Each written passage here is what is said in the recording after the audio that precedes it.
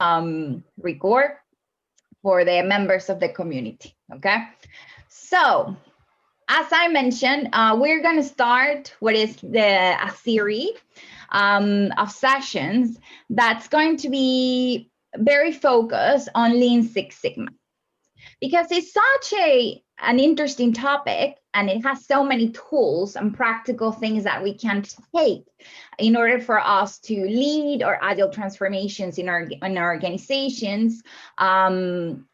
We kind of like divided it. And what I mean, we kind of divided it is like within the community in the previous workshops, we came across a lot the subject of lean, and we've said, okay, you know what, let's finally tackle it and let's just talk about it.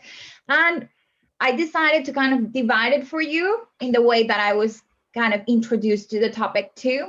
So I'm going to share with you some basics that usually are associated to what you call the Lean Six Sigma Yellow Belt fundamentals. And then I divided the rest of the content for what is the green belts and the black belts. So this allows members of the community that want to do the whole journey to start it, or that want to only refresh their knowledge in particular areas to do that. So I just made it more modular, okay?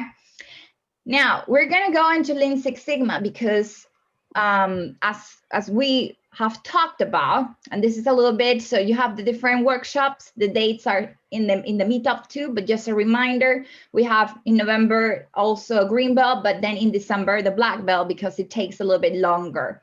There's going to be support in the Growth Viking community, and now we'll give you the link for those of you that after today's and after November session have some questions. More than happy to support you there. Also, the rest of the community sometimes will answer your questions, right? So you'll have that support. For those of you that is the first time, whoever wants to go and get some extra material, etc., you can join us at Growth Viking Community. We're an open and free initiative, okay? And as such, in the area of community that we are kind of engaging with each of you, if you have any questions or any resources or anything that you need in the area of Agile, just you're welcome to Growth Vikings, and you can even lead your own content there, okay? Now, what do you think, guys, when we talk about Lean Six Sigma? We usually associated it to the belts and to the ninjas, and anyone knows why? Why do I have a yellow ninja in the beginning of a presentation about Lean Six Sigma? Any idea?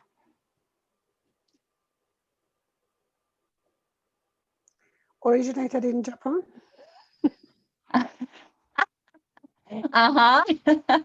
Any other idea?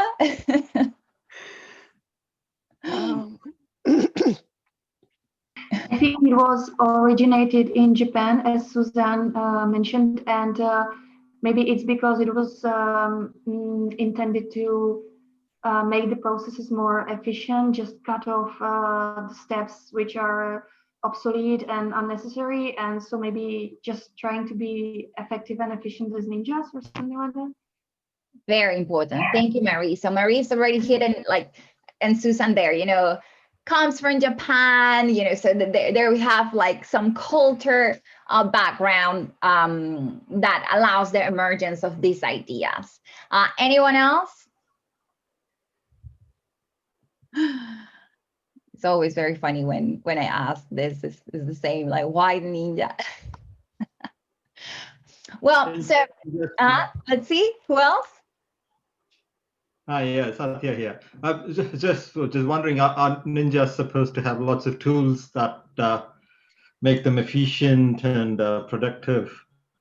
Like, you can, in a martial arts form of way, but maybe that's the link. Oh, exactly. Yeah. So maybe also those yellow belts or green belts or black belts, as they come within their organization, they must have like a specific way or character, right? That can be associated also to the ninjas, right? Yeah. So actually, all of you are kind of like hidden on some of the key things. I'm actually going to ask this question again as we finish the black belt with the black belt session.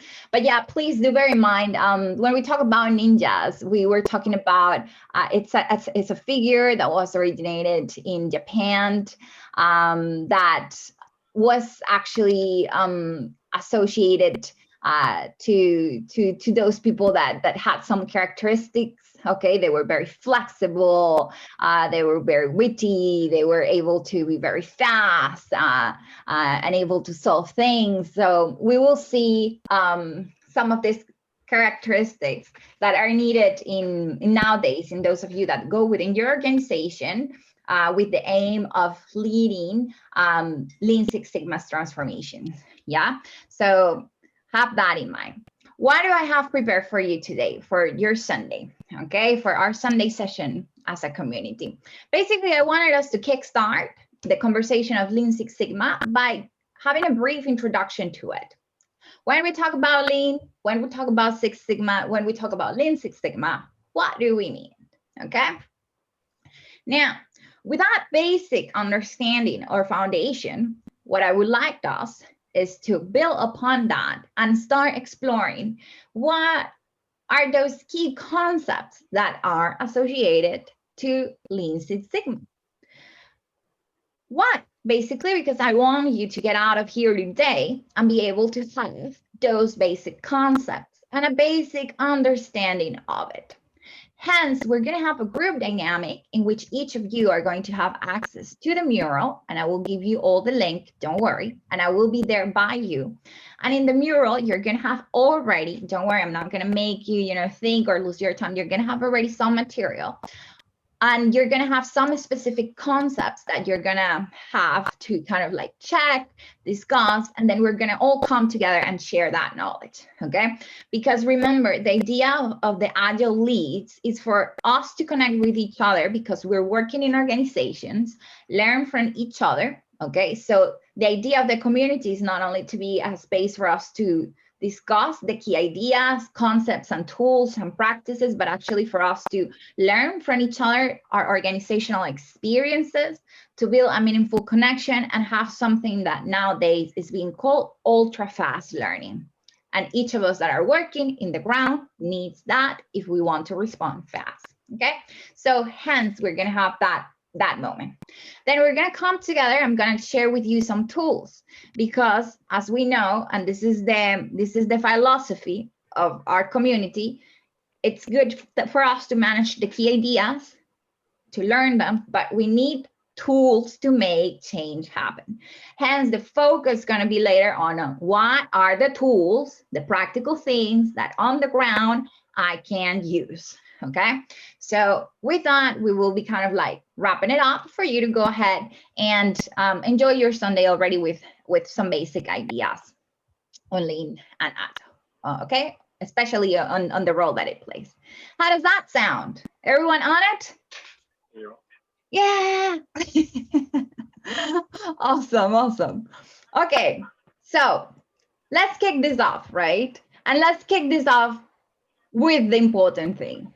The big picture. So let's step back. Why do we want in an Agile meetup some overview of the Lean Six Sigma methodologies and approaches? Well, let's step back.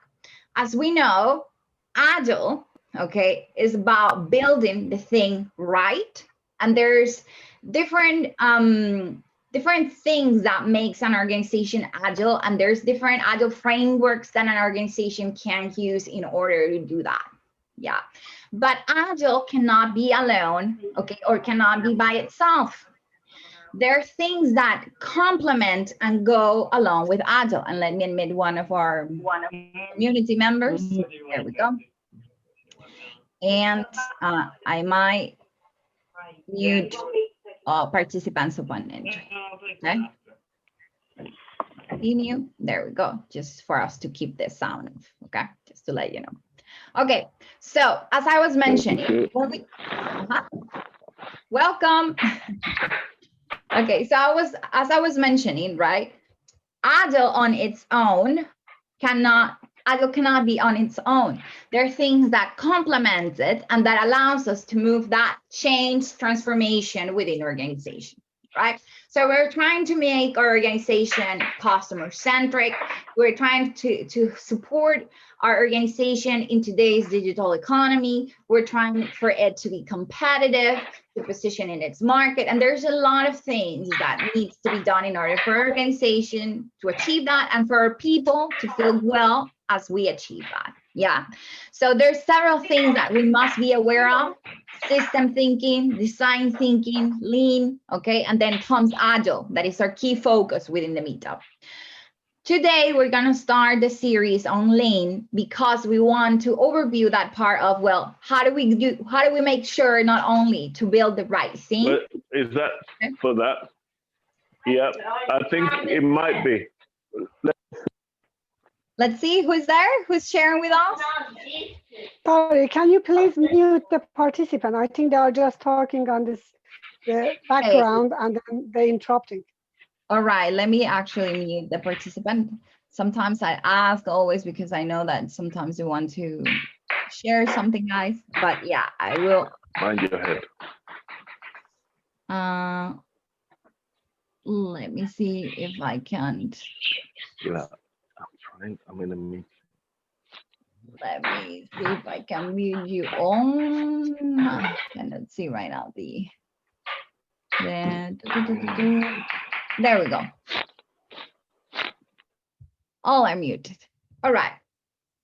Sorry, guys. There might be some of you if you wanted to share, but I just mute you. If you need to say anything, just go ahead and unmute yourself. Perfect. So as I mentioned, today focus then is going to be in Lean Six Sigma.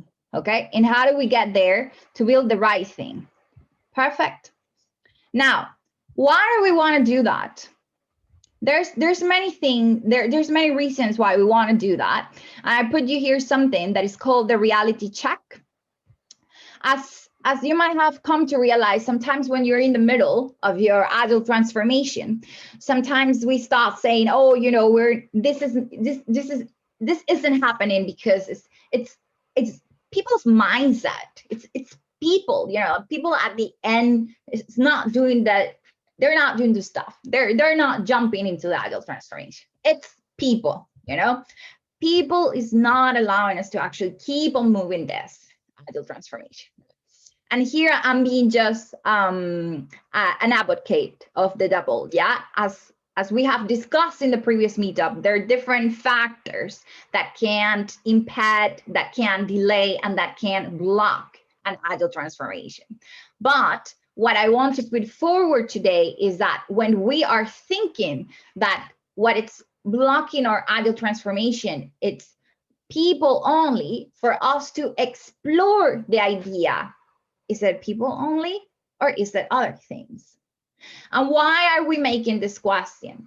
We're making these questions because something that we're seeing commonly across organization is that 85% of the reasons of why sometimes we don't meet the customer expectations are not actually related to people's mindset or people not being able to do the stuff, but it's that we don't have the right systems and processes in place. So our associate, our human talent, can't do what they're supposed to do, okay, and in an easier way. So the call for action that it's going to be presented as we go along the Lean Six Sigma ideas is, please, as you start your Agile transformations, do bear in mind that it's important for the system within the organization to actually operate optimally too, because you are not going to achieve the organizational change that you're looking for if you are focusing on a localized effort, which is you just do your Agile thing, but you don't step out and you don't make sure that the system operates, right? And let me show you something. Let me show you what I mean, right? I used to work with a founder, and he used to say, "Show me, show me." He was always asking for "show me." Let's see what I mean. Okay, some of you might have come across this. Okay, And I'm gonna put it very, very fast so you see. It's an experiment. It's Deming's red bead experiment. Anyone knows about it? Here, take your money. Let me actually start it here. If you know about the Deming's red bead experiment, I will ask you to please hold your thought, and then you can laugh a little and share it with the rest of your community members. And I will speed it up a bit so you can just get the main idea. Okay? So I will play it so you can see what we mean with that focus on being very aware of the system of the organization, especially as we start our agile transformation, as we begin also the process of making the organization more lean, okay, and the products less variable. Here we go. Let's see it.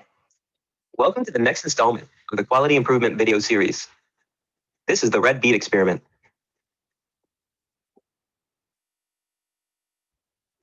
In 1986, Dr. Deming served as a consultant to a rubber manufacturing firm in Ohio.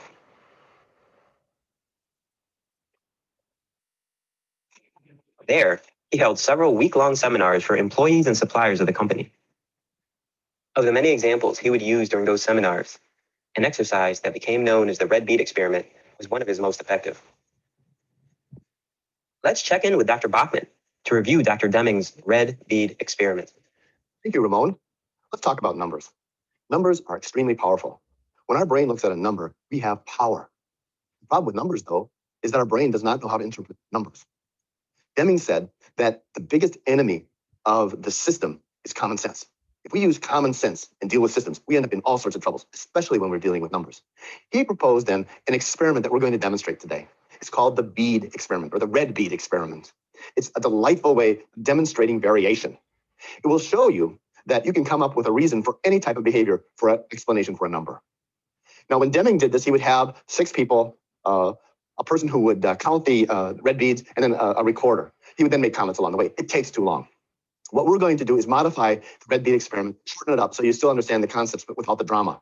However, you can do this experiment at home. All you need are some beads that are different colored, in this case, red and white, but you get some beans, 20% red, 80% white. Then you need some way of obtaining the same amount of beads and then counting them. So you can do this experiment in your own facility. Well, let's see how we would do this with the animals that we have here. Instead of being animals, we'll call these our willing workers. I might supply some of the dialogue from our willing workers because they seem to be a little quiet and I don't think you can hear them. Well, hello, willing workers. Welcome to our factory. Today, what we're going to do is make up white beads. I want to make it clear. This is a white bead. This is a red bead. We want the white beads. We do not want the red beads. Willing workers, do you understand this concept? Very good. You realize our factory depends on producing white beads. Now, being a progressive company, we're actually going to train you. However, we are having some troubles with finances. So what we're going to do is we're going to have you do the work on the job. But let me at least demonstrate to you what it is that we need to do. What we want to do is shake this up a little bit. Pour it in at a 45-degree angle. Very good, willing workers. Then we want you to do it again. Again, perfect 45-degree angle.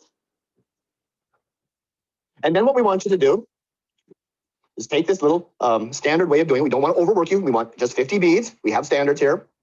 We have work quotas. We want you to put it in here, shake it around gently, pour it out, and you will see that we have white beads and red beads. I did this so that I could demonstrate that we had red beads. And in this case, we have 10 red beads. Now, this would not be adequate, and I'm glad that I was able to demonstrate to you that you should stay away from the red beads and you want to use the white beads. Now, remember, your job is to find white beads. Are there any questions about this process? And I want to make it clear. It's very important that when you pour this, it's at a 45-degree angle and you do it slowly. Are there any questions? All right. Well, let's begin with dog. Dog, let's see how you do this. Woof, woof. No, dog. No, dog. Gently. Oh, very nice. Okay, very nice. All right, dog, you think you're learning this very well. Gently in there, dog. And 1, 2, 3, 4, 5, 6, 7, 8, 9, 10. So you did not do as well as we thought, but heck, it's your first time. So we'll write down 10. Elephant. Let's see how you would do this. Oh, that's way too fast, elephant. You're a big animal. Take your time and do it right. As for S.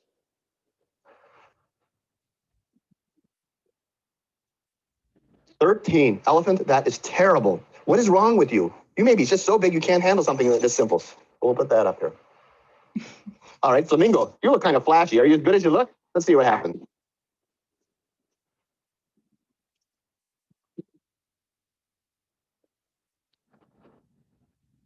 All right, flamingo.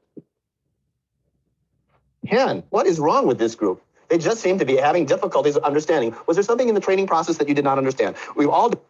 All right, I'm going to stop it here, but can anyone just share with me, what do you think it's going to happen if we keep asking our different willing workers to please provide us with the perfect product, which is the white, you know, like the white little balls there, even though they're taking it from a bowl that has the white and the red balls. Can anyone tell me, what do you think it's gonna happen if we keep on watching the video?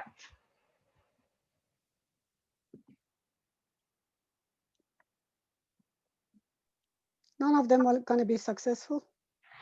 None of them are gonna be perfectly successful. Now, Susan, why do you think that is? Is it because our willing workers, like, what's going on there? Why isn't going to be perfectly as we want? Why? Because the training, first of all, is not right. We have a red beans in there, and there was nowhere in the whole process that could eliminate the red beans in there. So exactly, the system in which we're trying to properly trained, you know, in which we're trying to properly train the willing workers, give motivation to the willing workers, and even show them a new framework to do the product, you know, with 45 degrees, right? Even though we're giving them that, in the system, there's still red beads, right? So this is very powerful because this is a key thing that it's actually present in the Lean and Sigma approach, which is, okay, if we want to deliver a product that delights our customer, we must not forget that we must make sure that the system and the processes are also in place, okay, to do that. Yes, and there's certain things that we're going to discover today that we can do that can help us improve, okay, that can help us improve.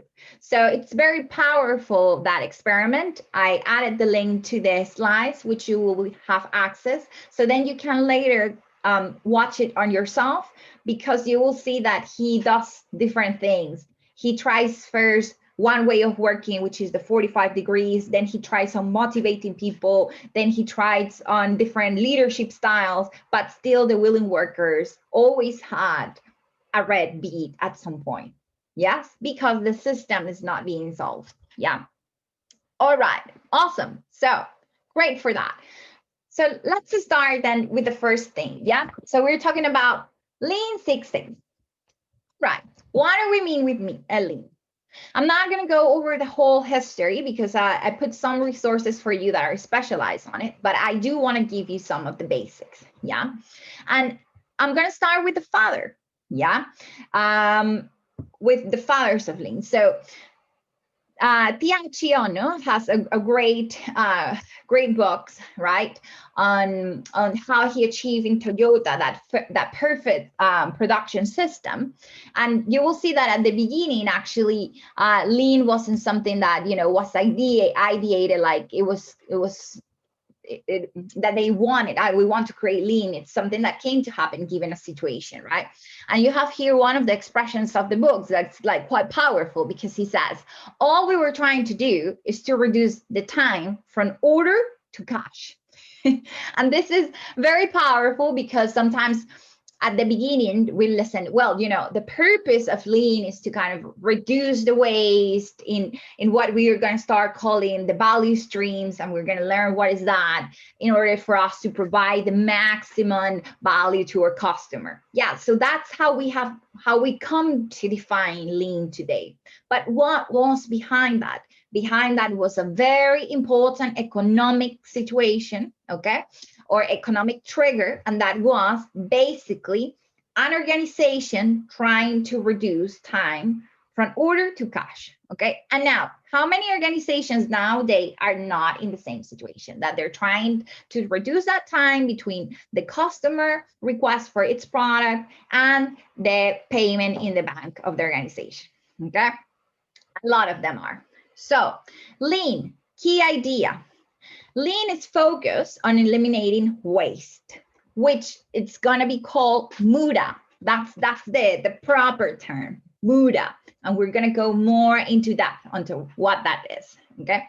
As you see here, I put to you, which can be defined as whatever slows the delivery of customer value. We want to reduce the waste in order to increase the value that we offer to our customer. And that is unique and powerful to Lean, that focus in the customer. Okay.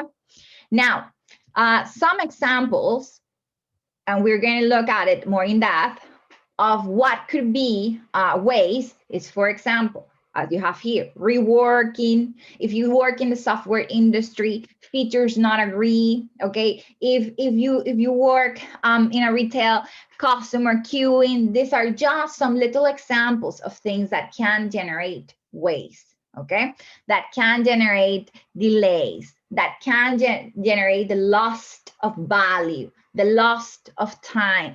Okay, and that's kind of the focus, the easy way to approach Lean. And you may ask, I will, so why would that be important? Why do we want to eliminate waste? Well, it's because waste actually shows us something. It shows us what might be going on underneath that it's generating that, you know, what is generating that rework?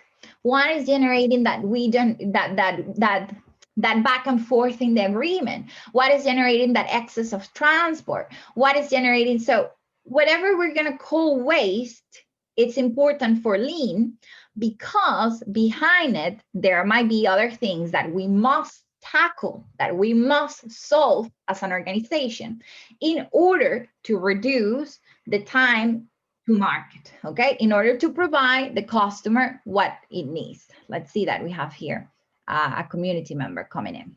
Okay, so we're gonna start seeing that waste is actually very important, because it's an indicator of what might be going down or more deep into the organization, and we need to solve to increase the value to the customer. Yes.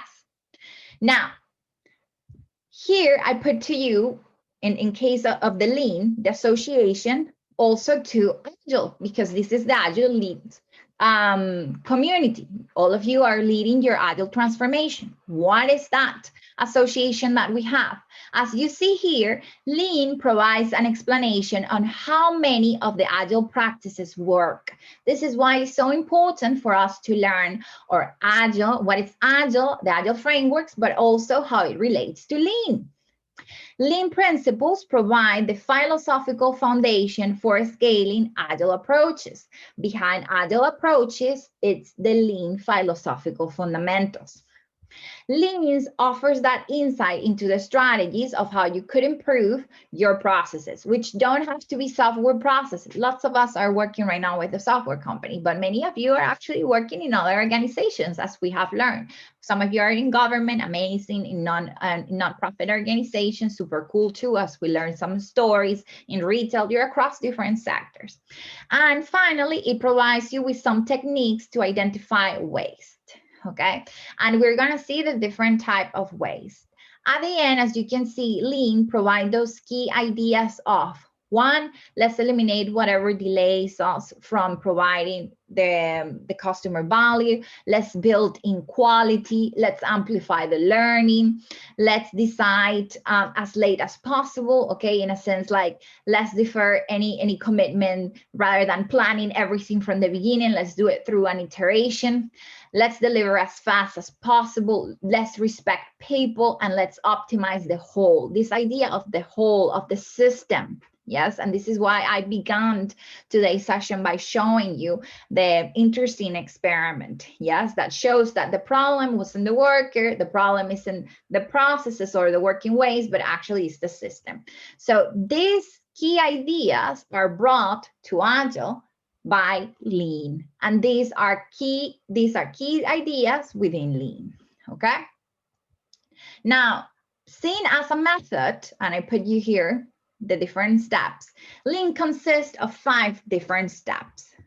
The first is to identify your customer and specify the value from the standpoint of that customer.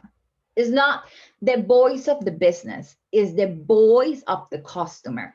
VOC comes from lean, okay? Very important. Second step, identifying and mapping the value stream. And we're going to learn what is value stream and what it's important. But this basically involves identifying all the steps in the process through which that product goes through, okay, in order to be delivered to the customer, and us identifying what adds value, what really helps deliver that product, and what actually takes time and generate costs, and we must be aware of. So that mapping, that view, okay, of how is that trajectory of the product as it reaches the customer is something that lean makes us aware of.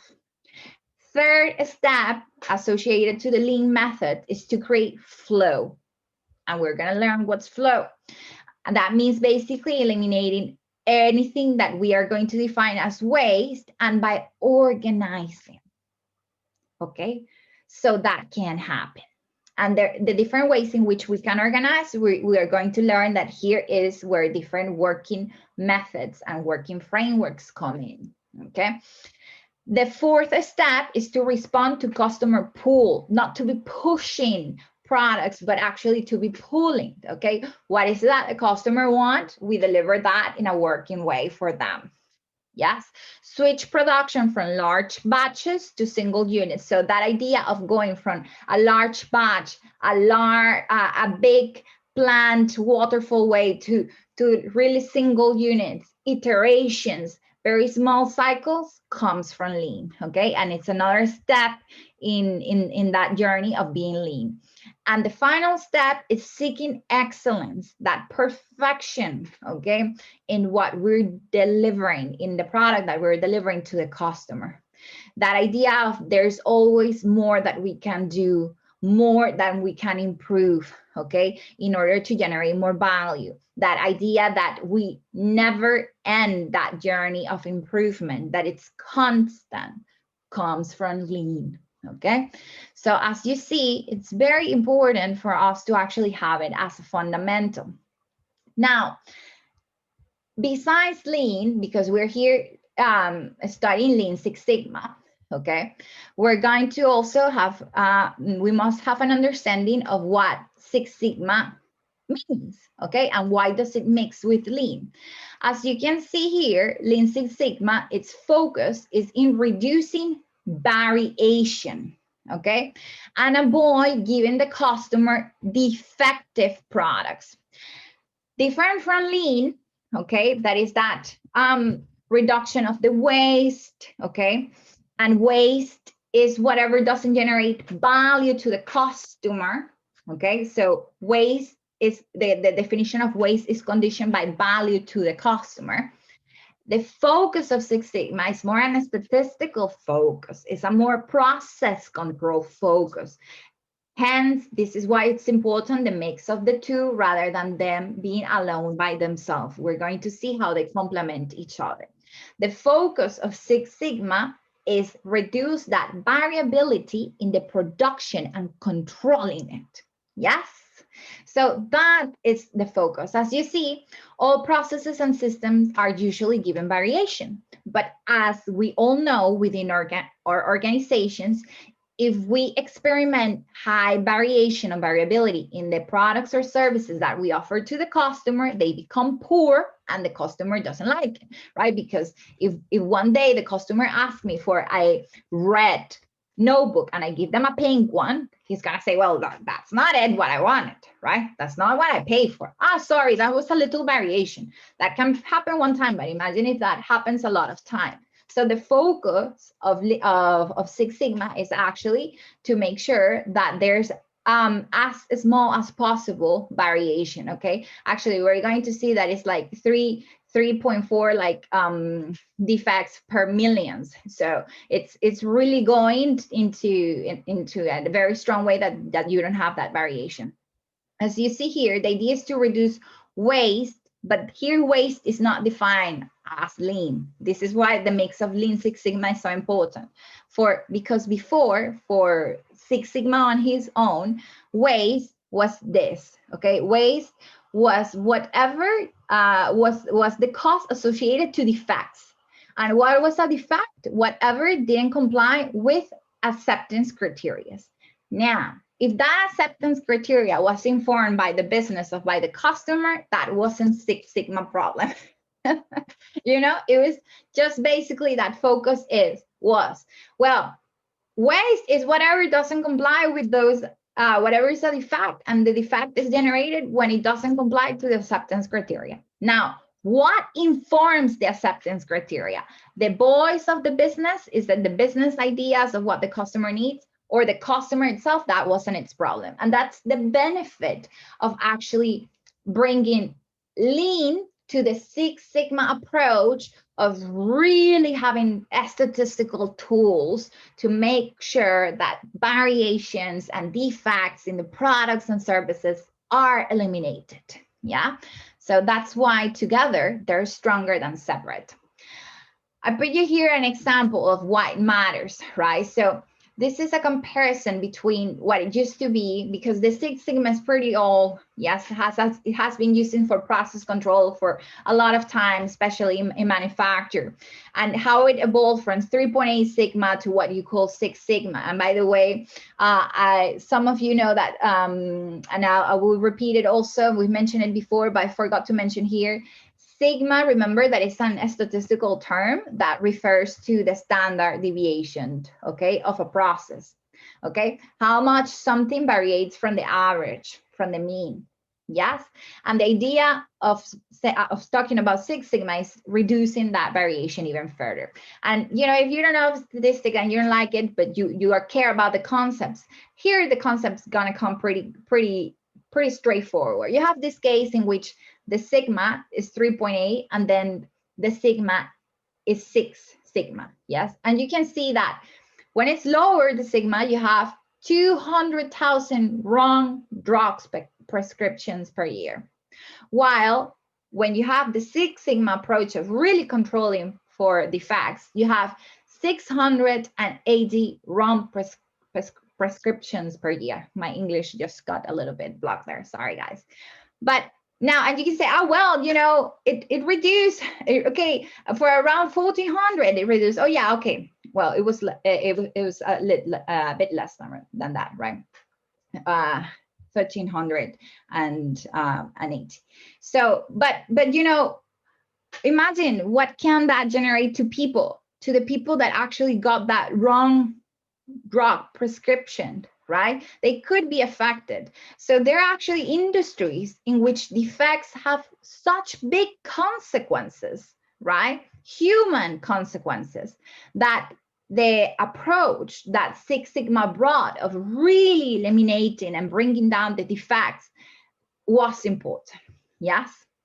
So this is just an example of how you could see the impact of really having that approach of eliminating defects, which is what Six Sigma want, okay? And as you see, Six Sigma as a performance approach involves, of course, strong process management, a strong statistical analysis, and the increase in the customer value, not necessarily by bringing the voice of the customer in, like Lean does, but it increases customer value by basically improving the processes and controlling for those defects. Yes, we're going to see that actually Lean made a stronger Six Sigma, because sometimes you can optimize things that are not what the customer wanted. Yes, so this is why the mix between the two makes them stronger, because Lean didn't have the strong statistical tools and process approach that Six Sigma had, but Six Sigma didn't have that ways defined by the customer voice that Lean brings, that customer view, okay, that ways approach, that continuous improvement. Because in Six Sigma, okay, we optimize to Six Sigma, that's it. No, then let's keep improving. Instead of having 680, let's have 0. How do we get there? Yes, so that approach is more the Lean approach. So you might start seeing how important this is for the organizations. I put you here a comparison, okay, of what is old and new Lean Six Sigma methods, okay? Because some of you that are entering the literature, you were like, well, but what's the big difference? And as you see, at different problem levels, okay, in terms of problems with design, with analysis, with inventory, with people, with employee goal. Sorry, guys, my voice went. With process improvement, with company outlook, in all of these different problems, actually, Lean Six Sigma brought a new way. Let's go to a case right here. Employee goal. All methods gave a focus on what the company thought they should do, right? And they had, yeah, some idea, maybe the customer wants the whatever. But actually, with Lean Six Sigma, and especially with the Lean component, the approach is, what is the customer saying? No. What is he saying? Bring him to the table. That idea of bringing the customer to the table, okay? Bring the voice in. That is something that Lean Six Sigma brought. The analysis approach, the analytical approach to problems, rather than being experience-based. Well, we have these cases, the data. Give me the data. We manage with facts, not with opinions. That's from Lean Six Sigma, okay? The design approach, rather than being a product that is performing, okay, a product that has producibility, that you can escalate, that you can replicate, that really has a market, okay? That's truly competitive. So you don't want, in what you call in your kind of model, yeah, like a performing product. No. You want one that delights, that it's out of here, right? So which is that product? So that approach, that's something that comes with Lean Six Sigma, okay? The thing of let's have company outlooks that are not short-term plans, but actually long-term plans, like that focus, okay? The layout of things, rather than being functional, modular, cell type, that things come with Lean Six Sigma, okay? I put you this for you guys to check it out, because I thought very interesting that we could see kind of like the difference, yeah? So all of it has the focus, okay, of at the end, as I mentioned, giving the customer the value that is looking for, okay? So let's give him a quick delivery, a reasonable cost, and give him what he wants and what he expects, okay? By reducing that variation and that waste. Perfect. Now, as I mentioned, Lean Six Sigma came together, and as you see, they complement each other. This is what used to be the Lean tools, and this is what used to be the Six Sigma tools. Nowadays, they have some common tools, okay, that allows us to actually deliver to the customer the value that is asking for. So you can see how powerful actually this combination is, because Lean brought the idea of value streams, lead time, takt time, cycle time, ways, 5S, things that we're going to go over, Kaizen, brought so many things. And then this, and that focus on less waste and let's improve the effectiveness in the value that we deliver, with the focus of Six Sigma, which was like, well, let's have data, statistic, reduce all the defects, okay, and all variability. So that's why the match between the two is so powerful, and it's what you call a fight fit process, okay? They build this fight fit process. as I mentioned already to you, they do complement each other. I put here for you so you can see. As you see, Six Sigma but basically helps Lean by providing a formal methodology, the MAKE, which we're going to go through. Lean was pretty loose, but with the MAKE, it really allows improvements in a more formal way and a metric, a very statistical approach. Yes, it helps Lean tackle the problem of variations and defects through a statistical modeling, something that Lean by itself didn't have. And then Lean helps Six Sigma by providing alternative ways to solve or generate improvements in a more localized way, which is going to be Kaizen, and we're going to learn what is that.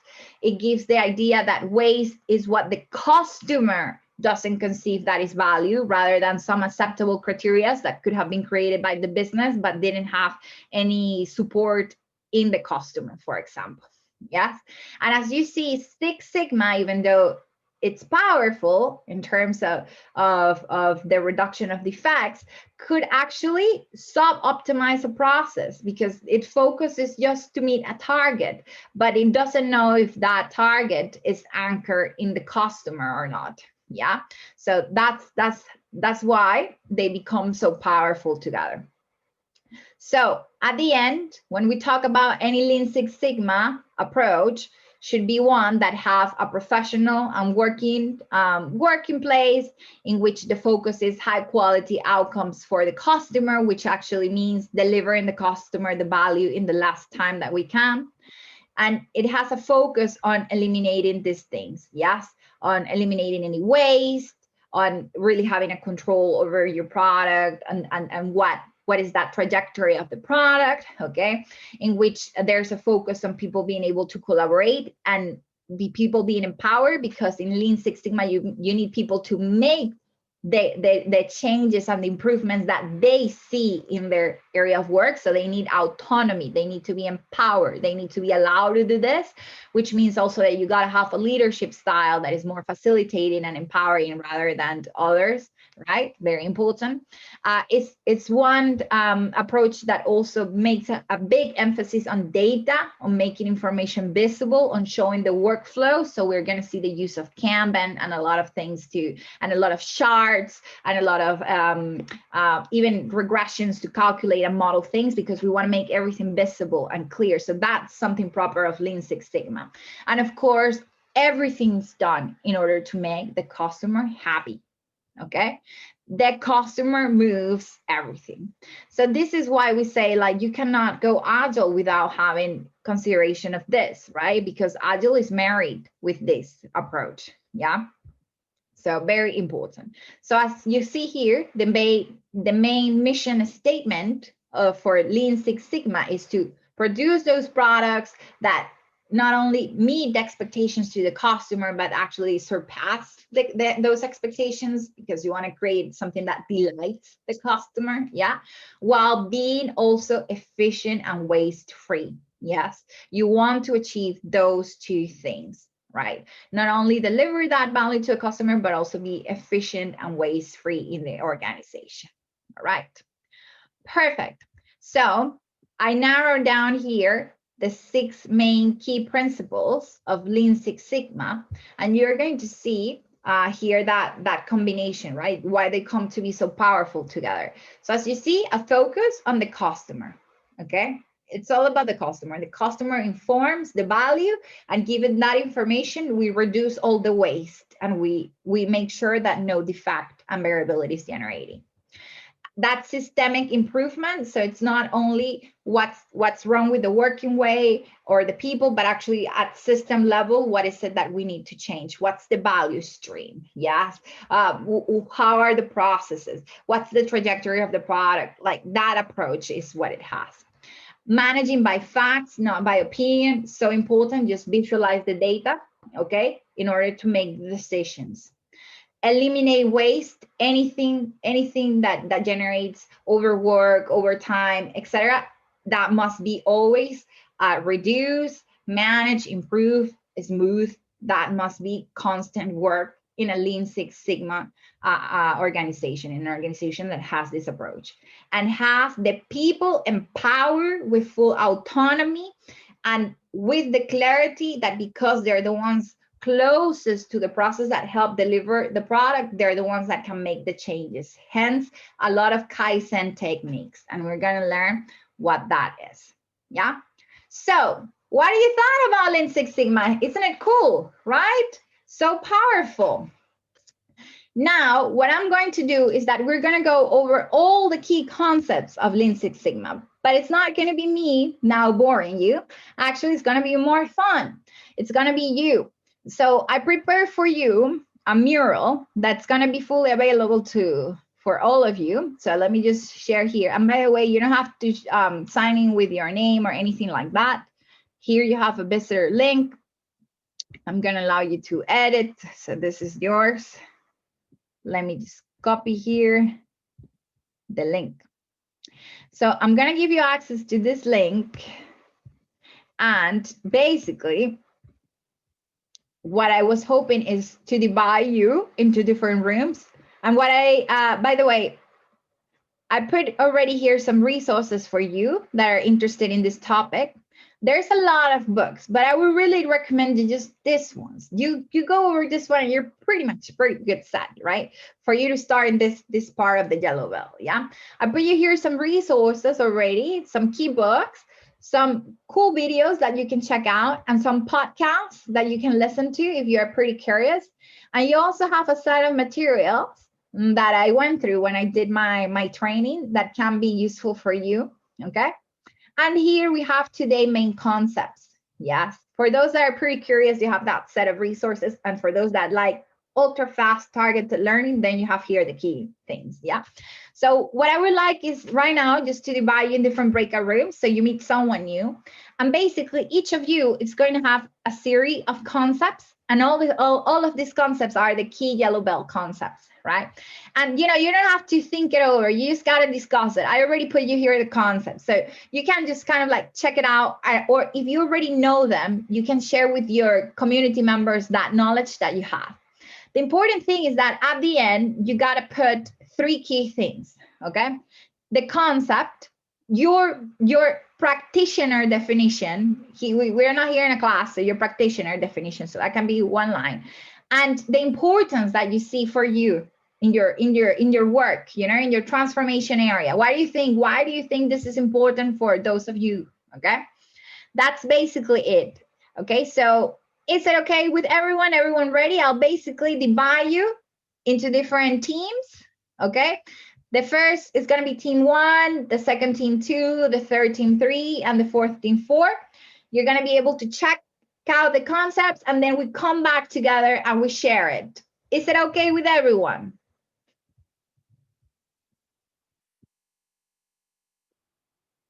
Right, let me stop sharing here and actually very fast share here the link. I'm going to share the link. Okay, I hope you have it here. And now I will break you, okay, into 4 different rooms. I'm going to create them here. You're going to have top in your room 10 minutes, because I know sometimes you guys say that the 5-7 minutes go very fast. Okay, you're going to be with 3 team members. You're going to discuss the concepts. You're going to put your questions too if you didn't understand something, because we will go over them so you go out of here and you can speak your Lean Six Sigma basic language. Okay, so also if you have questions, put it there. Sounds good? Everyone ready? Sorry, which part of the mural we need, the board we need to modify each team? Is it different area for each team, or is it all of us in the same area? Yes, so each of you is going to have an area that's going to say your team. I'm going to go immediately after I put you in your room. I'm going to put your team in the area, so you will be able to check it out. So I'm dividing you right now with different names: team 1, team 2, team 3, okay, and team 4. And you're going to see that in the above part of the mural, it's going to say the team, and just go to your team, okay? So for example, team 1 is Michael and Sandhya. Team 2 is Andrea, Manoj, and Perry. Team 3 is Emover, Julia, and Susan. And team 4 is Guy, Nish, and Robert, okay? So I'm going to open up the rooms and I'm going to ask you to go to Mural, to the area that says your team number. I'm going to put the team numbers right now immediately after I open your rooms. How do you feel with that?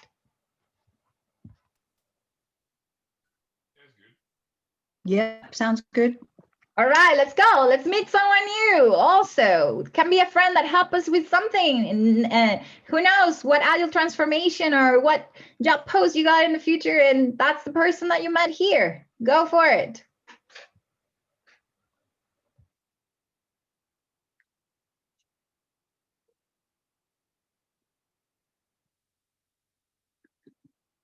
See here. Very fast. We're gonna gray here.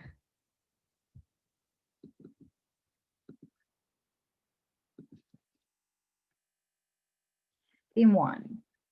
Okay.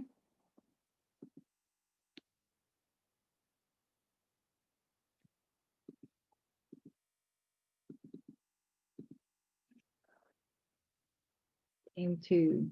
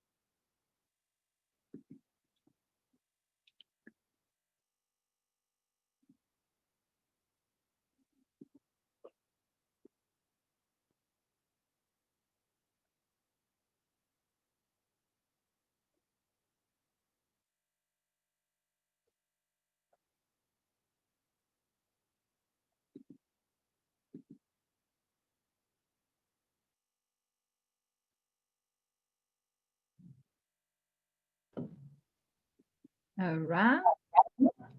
Guys, I'm adding you directly to the rooms because we're in breakout room right now. So if you want, you can admit it and go to your breakout room.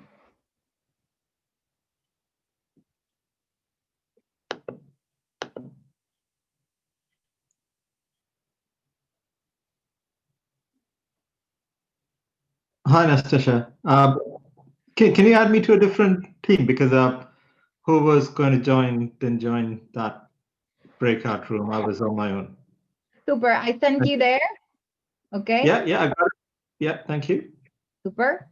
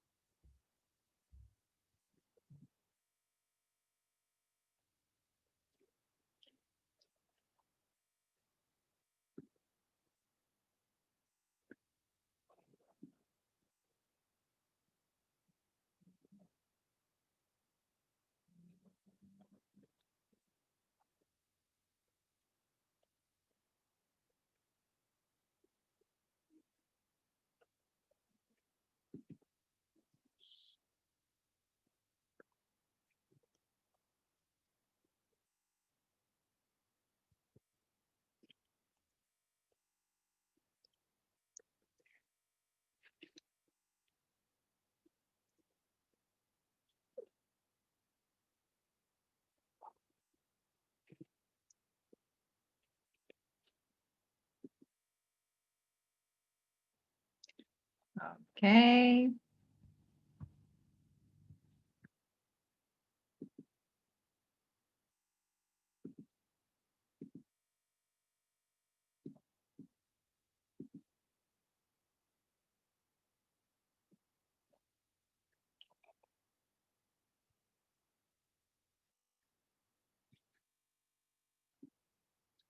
Hi, Michael.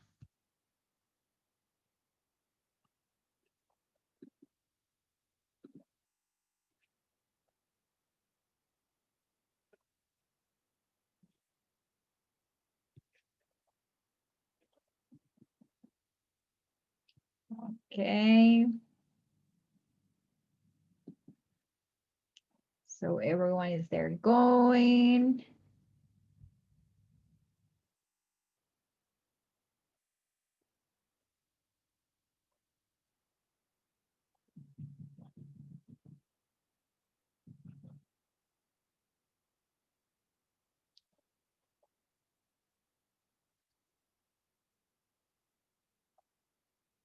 Okie dokie.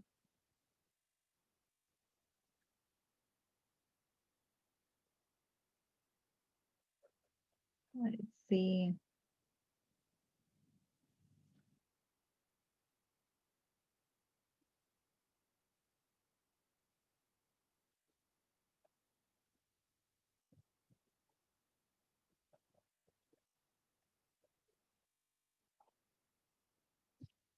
Okay. So everyone is. Michael, can you hear me?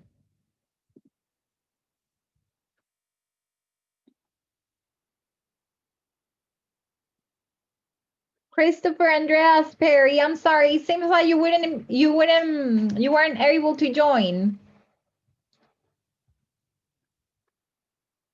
Obviously, there were a lot of different concepts, as I mentioned. Yeah. Yes, a lot of information. This is why we're gonna make this series like different series, because it's a lot of content, as you can see. So anything that you want to share from your rooms, anything new that you learned that you found useful, anything that you want to share?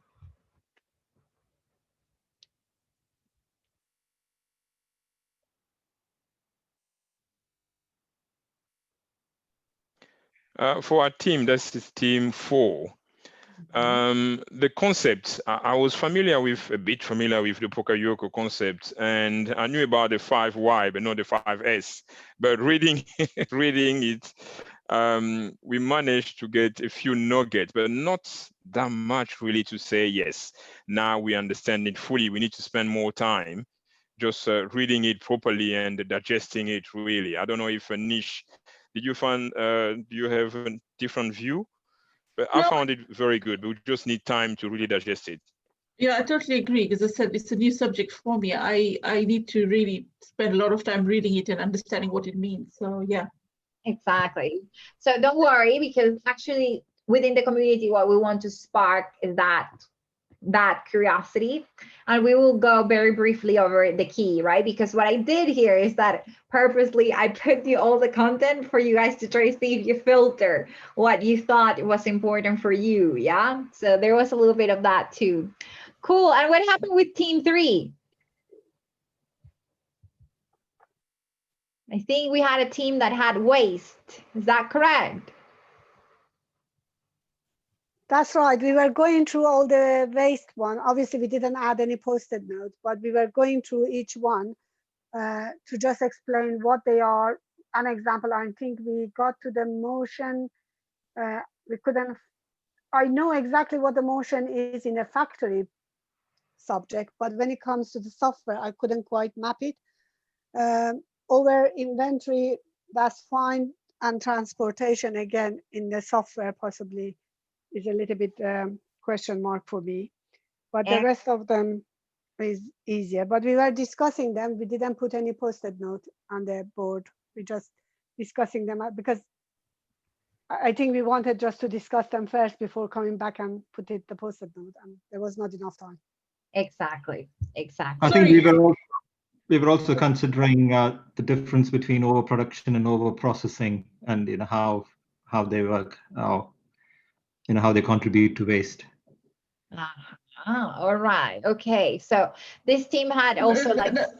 I was going to say, are we going to go through these as part of the course? Because obviously, I would like to understand. I don't know what any of those mean. Yeah. So not right now. We're going to go then very briefly over them. Okay. Just to let you know. Don't worry. I wanted you just to have a, like have the experience of them. Yes. Rather than me maybe showing it. So for you could just kind of like do that walk through the concepts. Yeah. So yeah, let's go actually then now and start like just very briefly going over the key definitions over of them, because as you can see, there's a lot of more in-depth material that I put here available for you. So you could like even go more deeply into it. Yeah. But let's actually start by, sadly, we couldn't have the 4 teams at the end in terms of distribution because some of you, your phone wasn't working, etc. Right? So let's actually start by 3 key concepts that are Gemba, Kaizen, and just in time. You're going to listen to these concepts along your journey or throughout your journey a lot, okay? Today, we're not going to introduce them in depth, but don't worry, we have other sessions in which we will even go more in depth. But I want you to get just the key idea today. And actually, let's start then with Gemba, okay? So yes, Gemba is another Japanese word, pretty much very associated to the Lean Six Sigma approach. And as you see, Gemba means the real place, the place where work gets done, or the shop floor. And basically what it seeks is to invite executives and managers or middle managers, executive project managers, whoever you are in terms of if you're leading any change in your organization or you're supporting on that, the invitation is for you to actually be on the ground, okay, in the place where the product's being generated and interact with it, ask about it, know about it, be close to it. Yes. So the philosophy, as you see here behind Gemba, is to remind us that we shouldn't just be like sitting in our area, in our silo, but actually be where the process that is creating the product, it's happening. Be there, be aware of that, especially if we want to explore if it's working okay, if it needs improvement. So imagine that you're ahead of product and you want to see what's going on with your product. Well, maybe don't be just sitting in your office asking for reports. Go where the product is being created. Check what's happening there. And this is why you have 2 key tools here that are called the Gemba walks and the process stapling. Just recently, I saw a video about Amazon, and the head of logistics, he said he was talking about his Gemba walks, right? And basically, is that, you know, he went and he checked out what was going on in the storage centers, yeah, in their centers for excellence and storage. He was there asking, seeing how things were done, learning, thinking what else he could do. So that's something that is called the Gemba walk. Okay, going to the place where the process is occurring, where the product is being generated, and checking there what's going on, seeing, learning. Yes. So believe it or not, that's actually a key tool to improve things. Be where the thing is happening, where the real production line is occurring, and show interest and learn what's going right, what's going wrong, is there any hazard, any opportunity of improvements seen. The other tool of Gemba is not only the Gemba walk, okay, which is more that learning, discovery, asking approach, but it's another tool is what you call process stapling. Yes.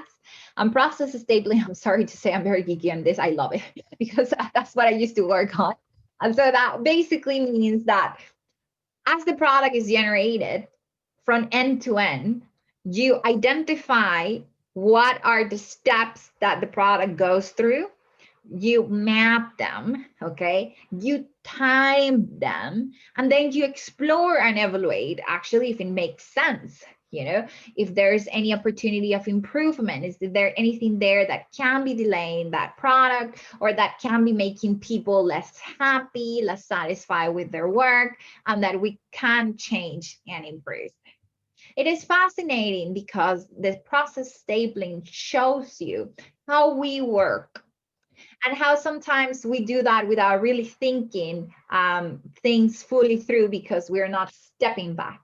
So process stapling allows you to do that to explore from end to end what is the steps that the product is going through, and evaluate if it's in the right order, if it makes sense to the customer, if there's things that we can do to optimize it. Gamba walk then Gamba, okay, that means being in the place where the thing is generated, has those two tools, Gamba walk and process stapling. Very important within the literature. Let's see, some of you has a little here chat, maybe you have something.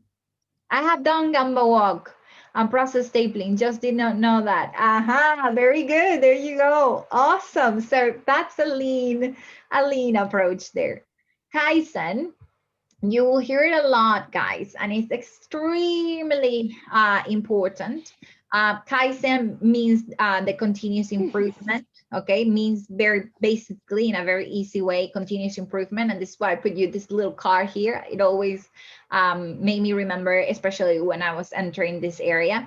And here you have a little bit more of notes, right? And as you see, the important thing is that Kaizen has this philosophy, and it's to do it better, make it better, improve it, even if it isn't broken, guys, okay?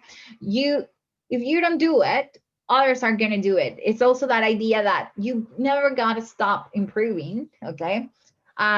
Basically because you wanna be better, but also because if you're in a market competing with others are not gonna necessarily stop improving. So it's kind of a response to this philosophy that we have, that don't fix it until it's broken. And it's something that in many organizations is a way of management, like let's just solve the thing when something happens.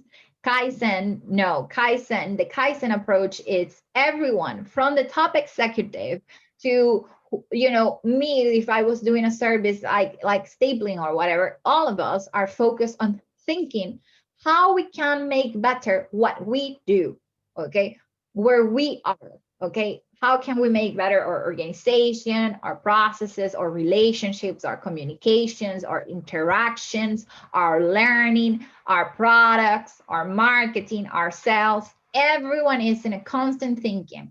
I put you here an example that was fascinating for me when I was doing like the prep. That was like, in total, you have companies like, for example, in the case of Toyota, because the Canon doesn't do it as much, that you have a total of 60 to 70 suggestions per employee a year on how to improve things written down. So that idea of like, what can we improve? Okay, that it's Kaizen. Kaizen is the idea that you can do it better, make it better, and improve it constantly. Okay, also that everyone can do it.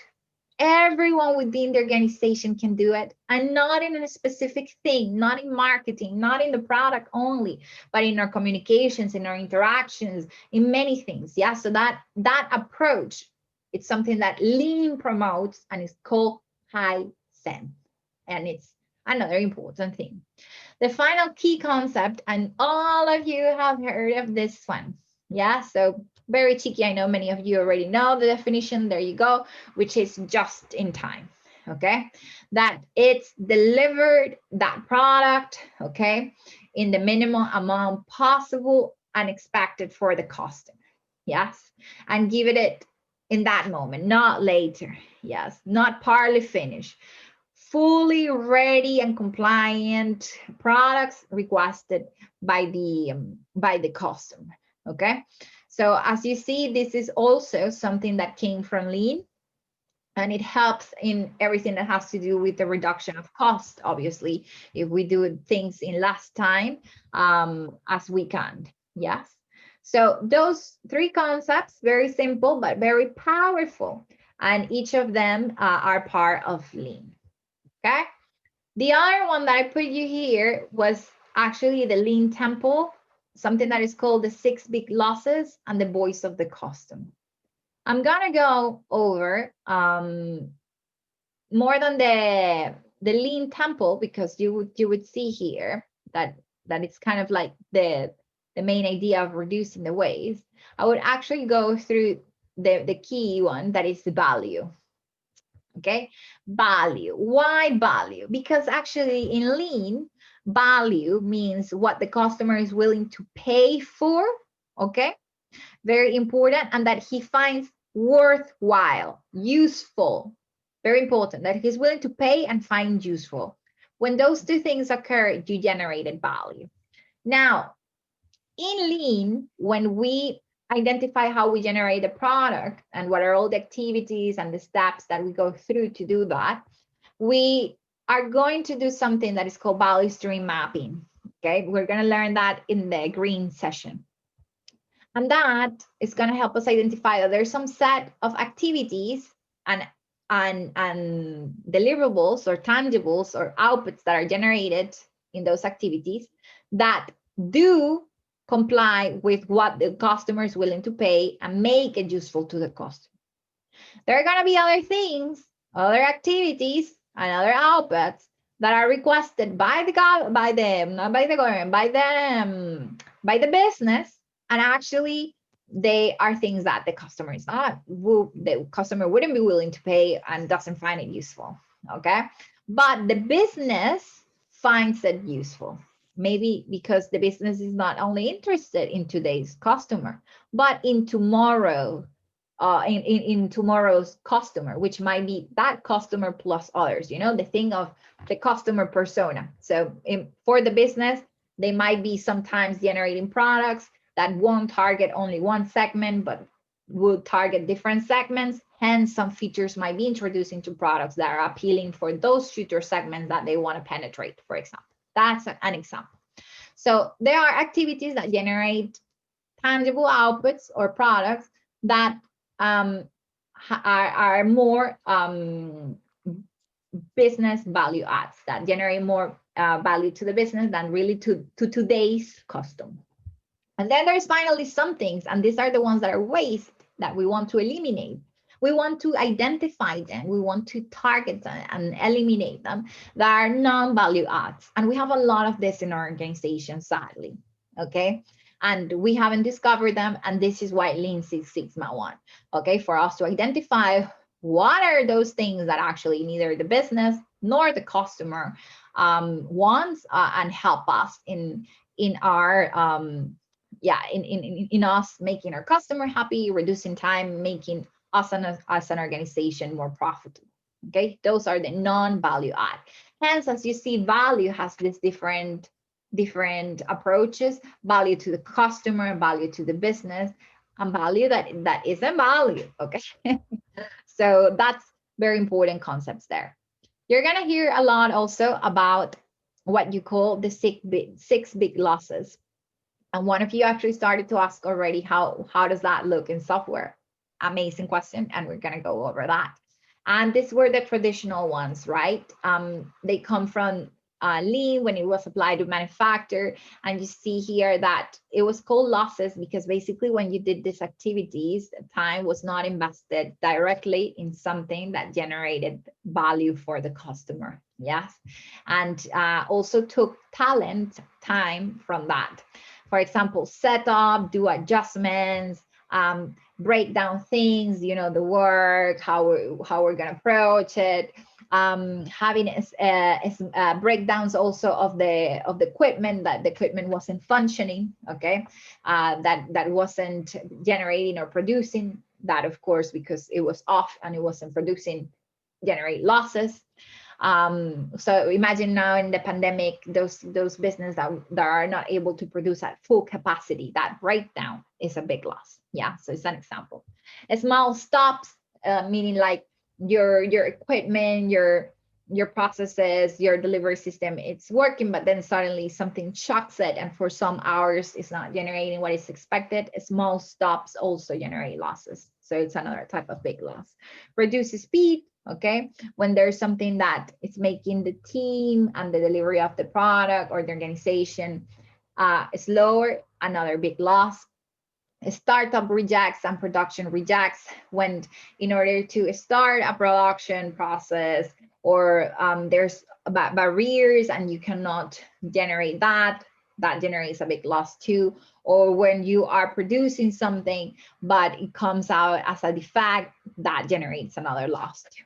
Okay, so those are examples of what were called losses. Okay, so in today's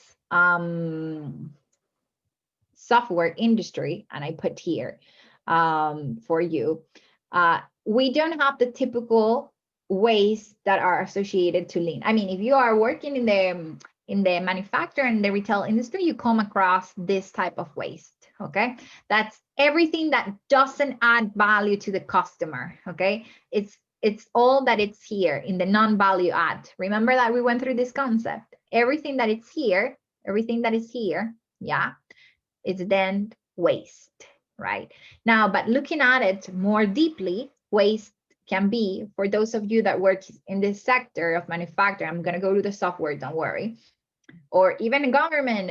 Okay, if you're having things that generate waiting to the customer or to your team members for them to do their work, if you are producing more than you should, okay, if you are reworking something that you guys did and you have to do it again, if you're moving from one place to other to get your job done because you don't have the materials near you, your team members near you, what you need near you, and you have to move, that time that you spend moving from one place to another rather than doing what you should, okay, that's also waste. Okay, over processing something, you know, needing many sign off and many check-ins, many validations, many reviews, okay, that's many little details, that's also waste. Okay, and a waterfall approach too, yeah, underline there. Having more inventory than you should, which is that push approach, you know, like I just put a lot out there, not even when it's demanded. Yeah, so that's also waste. Using transportation not in an optimal ways, but transporting things more than you should from one place to another, or sending documents or products across more than you should, yeah, rather than what was expected, is also a waste. So here comes this principle that we have in the Agile Manifesto, and it's not new, okay? That actually minimize, you know, that you have to maximize the art of what you don't do, yeah, of keeping things simple, yeah, because if not, whatever is over that, it's what you call waste. Some of you are in the software industry, and very interesting. You ask, well, Nastasia, how it can be? So you know the motion part, the movement. How many of you have had to switch from one work to another because someone asked for it? An executive, a colleague, a line manager. Switching, for example, is a type of waste, okay? Because it generates people to stop focusing in one thing and going to the other and not finishing one. So that switching is an example of motion in the software industry and of waste. How do we reduce team members switching from task to another and keep them focused? Yeah, because switching is a source of waste. The other thing, many of you that you have your Kanban boards or your Scrum boards, partially done work that is not finished, that's waste within the lean approach. Features that were not asked by the customer, that's waste, because that's not something that they value, that they ask for. Whatever came, I know that now we think we should do this. Did the customer ask for that? That's a waste. That's entering the Scrum, for example, okay, or the iteration or your release, whatever, in whichever stage you are, that already going there or in one part of the release. Yeah, relearning things. Yes, it's another example of waste. Okay, handing off, well, I have to hand out this part of the product that I did to this other team, or this customer to this other team, and this customer hands the and this other team hands the customer to this other team so they can solve their questions. All this handoff of work, of customers, of communications. If there's many handoff, many sharing of a thing that could be done by one person throughout many, okay, this handoff generate waste and is very typical of today's software industry. Okie. The context switching, as I mentioned, is an example of motion in the software industry, and an example of waste. Delays, okay, time expanding in the work that it's being done, it's another example. Given a blocker, an impediment of waste, delay is a waste. Defects, okay, with the team saying that they corrected a bug and they really didn't, like it's not really done, you know, like that defect, it's a waste. Okay, so those are examples in our current software companies of waste. Okay, and something that it seems little, but if we actually tackle it, make big difference and deliver value to who we should be delivering, that it's our customer. Okay, how's everyone doing?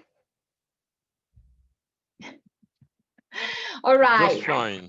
just fine. All right, I know we're close to the time and I actually want to show you some tools very briefly, but I cannot let you go, I swear, because if not, you're going to be a little bit upset with me, promise.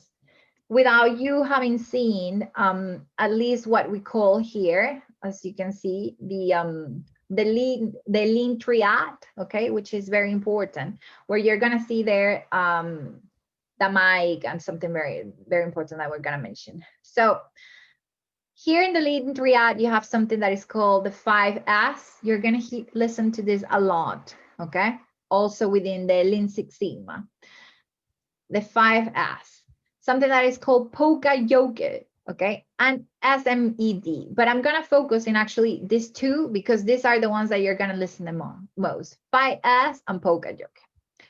5S means that as you approach work, and if as you want it to flow, especially in the workplace, the recommendation is make sure that everything is sorted, okay? That everything is simple, that everyone can understand things because they're simple. You make them simple for them. You label them, you identify them, you make them visible, okay?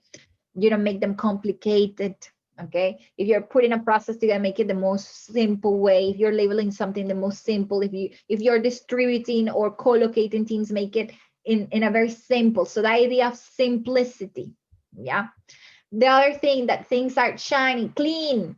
It's very, very funny, but within lean, the lean philosophy, having workplaces that are clean, that are simple, that are organized, okay, help in the production, in the delivery, okay, in the people feeling better in where they are, rather than people in places that are cluttered, that are all messy, and that things are very, they don't understand it because there's many hierarchy and very complicated.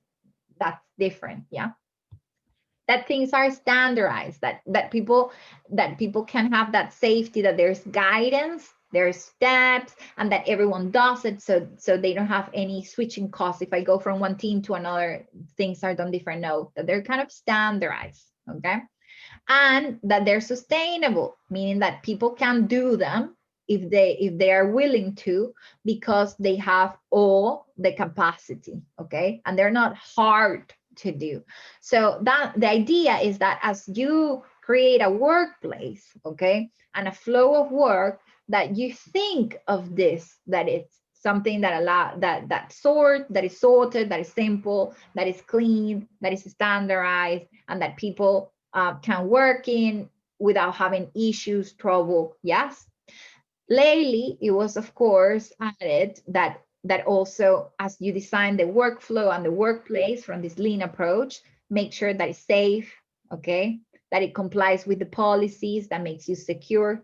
Imagine the case of GDPR, yes, as you're designing, if you're involved in this area, and that actually it satisfies your team members and your associates. Yes, so having these ideas as you set up the workplace and the flow is something that comes from lean, okay? And as you see, there's many organizations that have seen some advantages out of that, and it's that improve the productivity. It's easier to maintain, okay, when you have a flow, a workflow that is designed from this approach.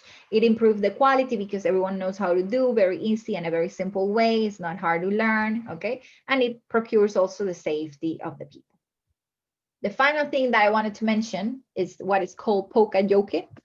I love Poka Yoke. I even use it with my husband. So when he doesn't know where to put the rice, he already has a bowl that says rice. There you go. You don't have to learn it. There's a bowl that says rice, you put the rice there, right? So actually Poka Yoke are this type of things, are things that actually allow people to not think too much and identify what they have to what they have to do. Think of it when we just before Corona, you were able to travel around countries. When you got into the plane, I don't know if many of you saw the instructions to the plane, and they had illustrations, right? That had an X, don't do this, and had a check, do this. This type of things, this visual, okay, reminders or visual steps of how you can do things are polka joking, okay, are things that help you, are designs, are guidelines, are visual things that allows you to do things without thinking them too much, because you just see that and I do ABC, okay, that's it, okay. So our guidance, okay, that allows people without too much thinking to go ahead with the work that they got to do, okay. When you're driving and you take right, left, and you look at the signs, okay, the traffic signs, they are an example of polka joking. But then maybe in manufacture, when you have the instruction of step 1, do this, step 2, step 3, they're also an example, okay. When your team are doing the coding and they have the best practices that they got to focus, those type of things are polka joking, things that allows people not to think too much, go ahead and be able to do the work, okay, and do it properly, okay, faster, okay. It reduces time when people don't have to think things. So as you see here, there's an example of polka jokes, like stop. What does that mean? You stop. Yeah, because it tells you stop. When something is green, okay, maybe in your organization that means detect abnormality. If you all know that means abnormality, once you see that, you're gonna know there's something going on. But you don't have to think about it because you made it visual. There's something that is called a guideline, a polka joke that told you within your organization that when you saw a red thing that said stop, you stop. When you saw something green, it means an abnormality. So those type of guidance that allows people to do without thinking too much, and that reduce time and allows to improve the process that we do, those are called polka joking. Love them. Amazing. Just to let you know. Okay.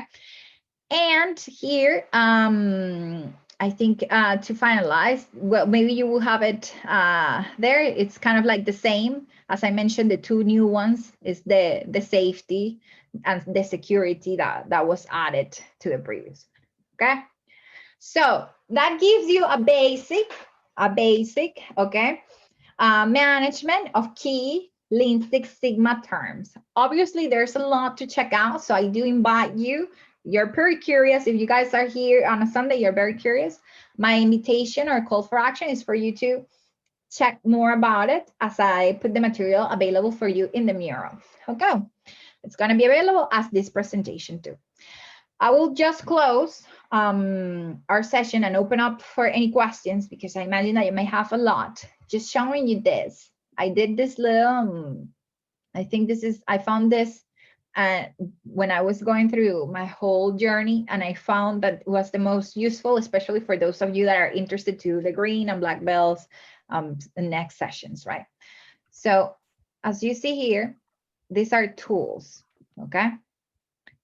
So the DMAIC process helps do the following things: define, okay, measure, analyze, okay, develop, verify.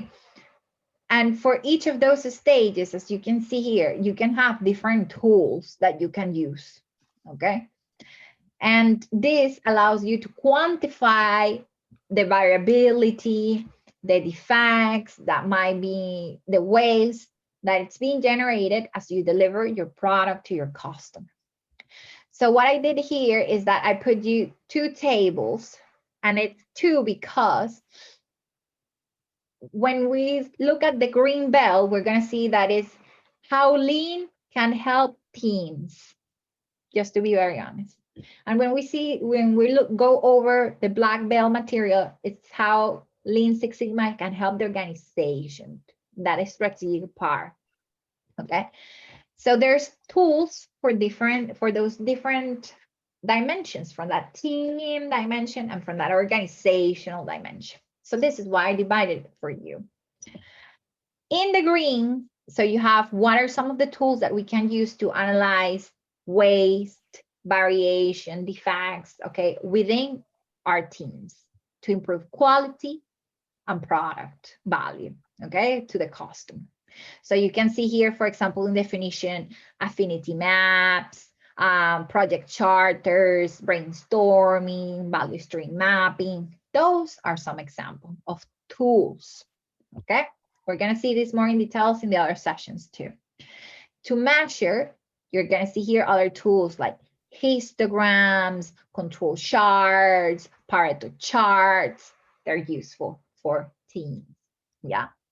To analyze, you're going to see the fishbone, the 5 why, the scatter diagrams, the box plot. Those are other tools. And to develop, you're going to see a lot of like benchmarking, tree diagram, deployment flow chart. Those are others. Okay, so I put them here so you can know, well, if I ever wanted to do this, what are the tools that I can use? Yeah, the tools and techniques. And to verify things at team level, then you have the Poka-Yoke. Well, we said ABC. Are you following ABC? Yes or no? Very easy. Yeah. The Pareto charts also, process quality, cheat sheets, or checklists, as some other people call it. Yes. Process control. Well, are we following this? These are tools that allow you also for your teams to, without thinking too much, doing the thing and delivering the cost, the value in less time.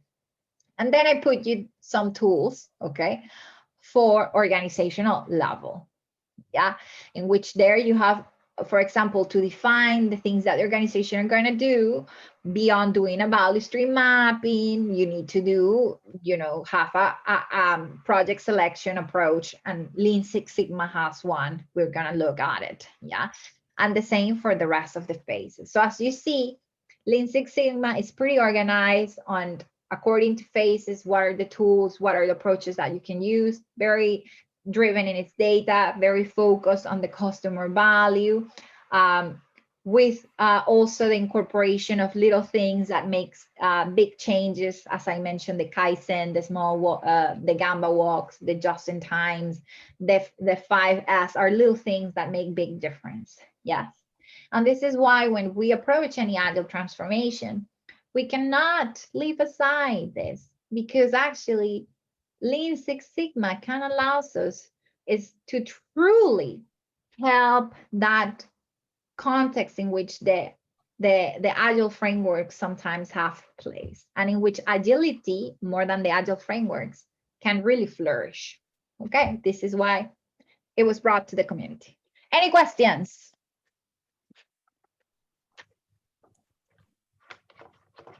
I've got a question actually. Do you know why people use the term lean and agile? Because I always assumed that agile was within the lean framework, because I guess I always see agile as sort of like a mindset, and there's various different things that you can do to have an agile way of working. So Scrum, DSDM, like how does lean actually fit into that?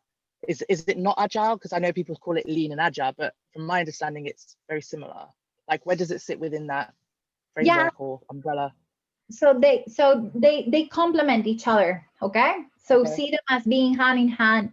As you see, there's no rejection on between them. They actually complement each other.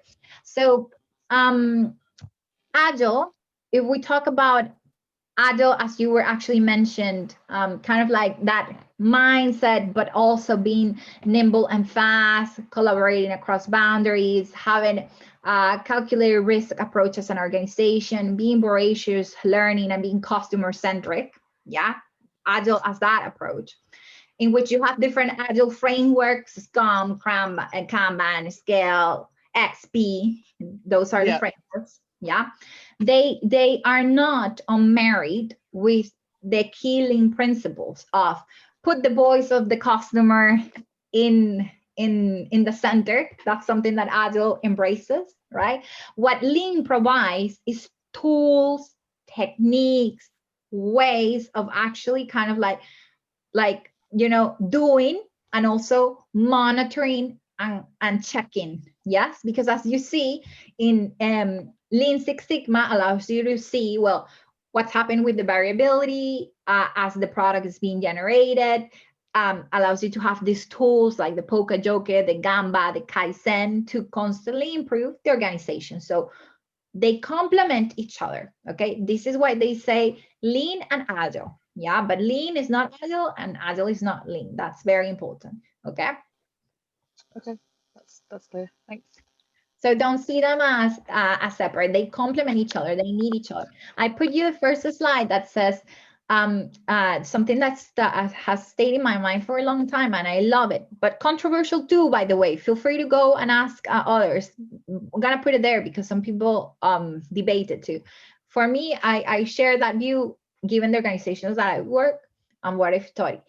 And it's that lean helps you know the right thing. Okay, like what's the right thing, yeah, and agile is the right way to do it, you know, like how you should do that right thing. But lean takes you what is it that the customer wants, you bring it. That's the lean enterprise, the lean organization, the one that brings the voice of the customer. And then agile helps us do it in a fast, collaborative, you know, so it gives us then the way to do it. Yeah, I thought that was super cool, and it helps me a little. It's more complex, of course, but it helps me see that they complement each other. Okay, cool. That's a really good explanation. Thank you. Natasha. Sure. I was going to ask, you know, the difference between yellow, green, and black belt, but I think you mentioned that the green is more targeted to the team, and black is for organizational level. What's yellow then? Is yellow just the introduction to Six Sigma? Oh, sorry, to lean rather. Yeah, so the yellow, it's for you to get first those fundamental ideas, okay, of what are some important concepts. It's like a general overview. But then the green belt, as we are going to see, goes more into detail, like what to do at team level, how to put in practice Lean Six Sigma at that level, yeah, that team level. And then the black belt is how to put it in practice at organizational level, yeah. So yellow is definitely the start, the overview, and then goes green, and then the black, okay. And after that, there's even a mastery above the black, but that's much more beyond. For our series, the key ones that are useful for you guys, this yellow, this green, and this black, okay. Okay. So when do we when we start learning first with lean models, and then we go Six Sigma, and then maybe the black belt and etc. Is that? Yeah, Perry, I put you guys in the material. Excellent, really, I recommend it, guys. There's one material that I put you, because I didn't put you crappy material, I really put you good material. Just to let you know, that is recommended by the American Quality Society, yeah, because they're pretty into this, yeah. You have here this training that I would recommend, like if you have a little time, it's very fast to read, and it gives you, is this one, the Certified Six Sigma Yellow Belt. The book has an overview of Lean, of Six Sigma, and then Lean Six Sigma, and what you can expect. It's like a book that has like everything, really, in a very easy to read, simple, like down to the key, you know, like really high value content, really. Like, and after that, you go more in depth, you know, reading all the books. But even when you read these other books, you will see the key things mentioned here, because this was created by the Quality Association, like the American Quality Association. So they're like very into this, and they really made a fantastic book, really. And not only this one, by the way, the green and the black belt built on top of this one. But if you're starting this journey and you want to get good depth and good breadth, this book is pretty good, really recommended, yeah. And those of you that even want to see kind of like the statistical part and all of that, I put you this one, read The Essentials of Lean Six Sigma. Amazing, extraordinary one to get started there, yeah, really. So do check it out. It really is not a waste of time, definitely. not a waste of I time. was told these exams are very expensive, like any lean exams are very expensive. Let's see, when I had the chance to take them, they were not, I think around, nowadays they're a little bit more expensive. Yeah, I think in the US it's around $300. Yeah, something like this. The whole, because you have to do the training to get access to the test and everything. So yeah. So how long do you, if you qualify, how long do you stay qualified for before you have to redo the exams? If you're going to take exams? No, so it doesn't demand you to be retaking exams after you finish your yellow, your green, your black.